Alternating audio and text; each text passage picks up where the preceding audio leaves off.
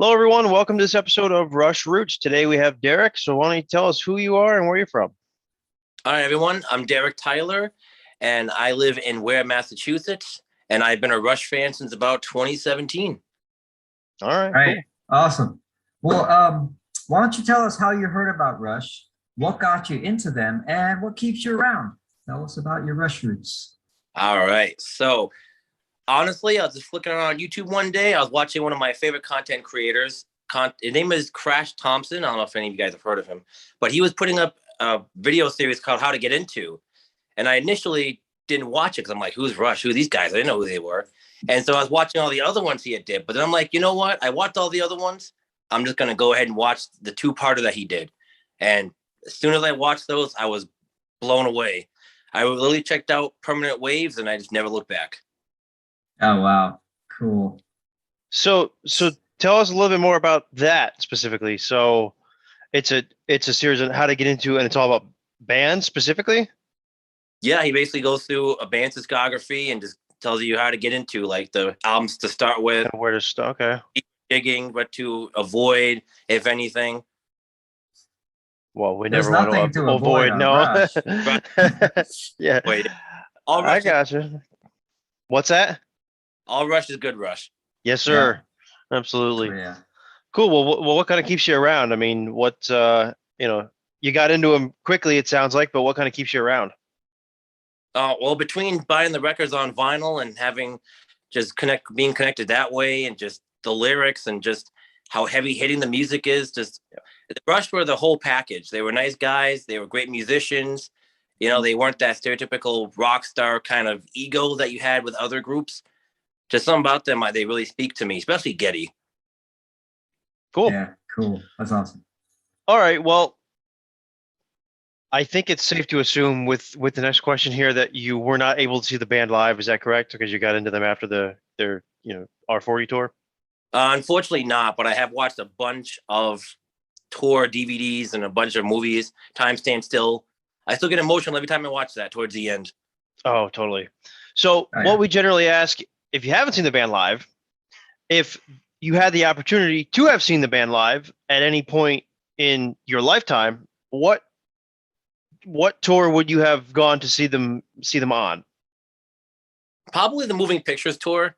I just like the whole aesthetic of them playing a lot of tracks from the album and just the energy of them in the early 80s while still being able to play older 70s material too. Just kind of the whole package. Maybe that, or maybe closer to the Signals tour. Okay, cool. I can tell you that the Signals tour was awesome. So you would have loved it.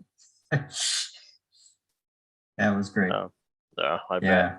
Yeah, and I agree. I think they did have, and they still had, I thought they had energy all throughout their career, but they did have like tons of energy in early 80s stuff. That's awesome. All right, well, why don't you tell us your first favorite song and your first favorite album, and if that differs from your favorite song and your favorite album today? Well, my first favorite song was always Limelight. Just something about that song, between the emotion and Alex's solo towards the middle. It's almost like a guitar solo version of a violin playing. Kind of. That's how emotional it is.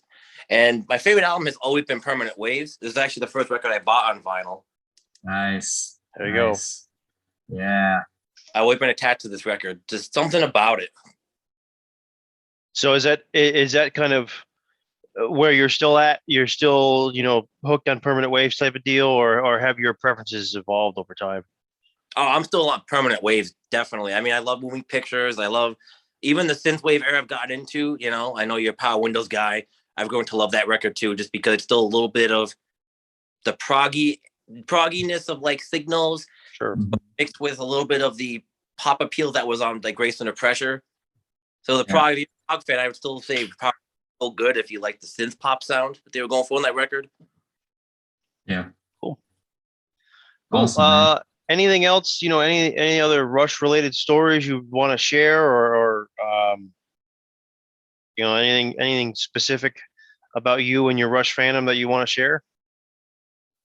I don't know, not really. Just the fact that I am still in love with them after these 4 or 5 years now, and I don't plan on looking back. I plan on There you deepening. go. That's awesome. Cool, man. Well, where can where can people find you if you're willing to let people reach out and perhaps talk some Rush? Okay. Well, I do have a YouTube channel. It's called Monkey Sensing Sensei. I show off my records and I just talk about them. I just do reviews on them. My first video was actually on my Rush collection. It's about 45 minutes long. And I have an Instagram at Derek Tyler 93. And I'm Derek Tyler, parentheses, Monkey Sensing Sensei on Twitter. And I'm just Derek Tyler on Facebook. All right. Cool. Awesome. Well, we'll add that in here into the video for you. And anyone watching, that wants to come on and share their Rush roots, feel free to reach out. We're rushfans at rushfans.net. And, we'll be more than willing to have you on. We love people to share their kind of how they got into the band. So, Derek, thanks for your time today. And all that are watching, take care.